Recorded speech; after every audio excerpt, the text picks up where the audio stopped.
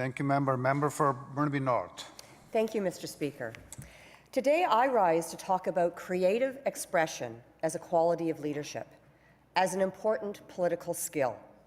Now, I don't want anyone jumping to the conclusion that I intend to spend my time justifying the stereotype that politicians make things up. I know that at the very least, you may be wondering why I would choose a topic that must seem frivolous in the face of the so many overwhelming crises we grapple with in this House every day, like surgical wait lists, homelessness, wildfires that consumed much of our province last summer, the unprecedented number of drug-related deaths, and so many young British Columbians who have simply given up believing they will ever have a good job or own a home. Mr. Speaker, it is because so many British Columbians seem to have lowered their expectations and have accepted the inevitability of poverty within the midst of plenty, of catastrophic weather, of daily stress and insecurity, that I want to talk about creativity and politics. I ask, how can we hope to build a better world if we are incapable of imagining what a better world will look like?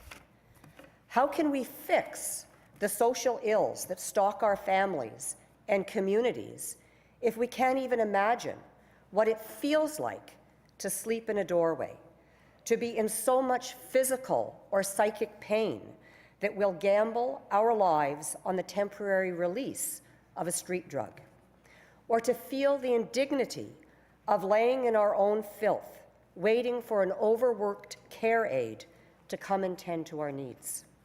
Sadly, the work of imagining, interpreting our experiences, and expressing our feelings have long been relegated to the artists and poets. John Lennon's Imagine had us all singing about a world without war or hunger. Martin Luther King's I Had a Dream speech inspired the civil rights movement. And just last Thursday, on the steps of this legislature, the Butterflies in Spirit dancers invited us to feel some of their loss and grief. It's an unfortunate feature of the modern age that creativity has become disconnected from the serious business of making money, passing laws, curing disease, inventing new technology. And this separation, pardon me, of art from science isn't new. It's part of the binary thinking that has been embedded in our predominant worldview for at least 300 years. Science, art, reason, passion, logical, irrational, strong, weak, serious, frivolous, male, female. And I don't think I need to explain which column is deemed to have more value in our society. There are many ways up and down binary values are signaled to us. For example, we're all familiar with the term starving artist. But a starving scientist? That just doesn't make sense. I needed science and math credits to get into university, and I was in an arts program. But high school art? That's an elective. In short, our society has come to overvalue rationality and undervalue creativity. And it begs these questions.